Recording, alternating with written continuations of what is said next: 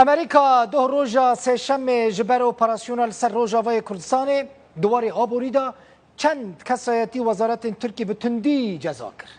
جزا کردن وان ته چه معنیه؟ خوازم دوی ویدیو گرافیک دا بحثاوی یکی بکم.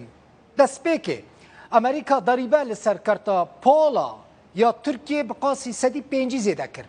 وکه نمونه اگر بره جسر هر تونک پولا یا ترکیه $1000 وکه باج وکه ضریبه دهات استاندن نها بو $1500 یعنی 105 زیده بویه.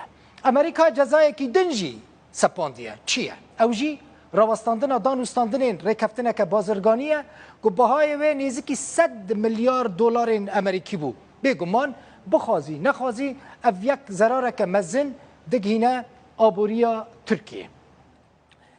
وزیر بروانی ترکیه هلوسی آکار، وزیر نفخه ترکیه سلیمان سویلو، وزیر انرژیه یعنی وزیر طاقه ترکیه جی فاتح سونمز یعنی فاتح دونمز هر سه وزیر ترکیه هاتنه جزا کرن.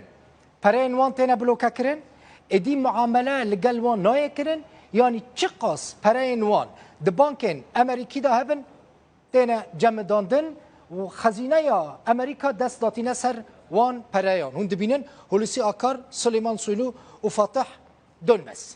لعالی دن وزارت بروانی وزارت انرژی ترکیه جی هاتنه جزا کرن ایدی ملک و مال هر دو وزارتان اوجی تنه بلوکه کرن و معامله لگل وان هر دو وزارتان نایه کرن یعنی ایدی امریکا چکان و به تایبتی بالا فرن F-35 نافروشه ترکیه.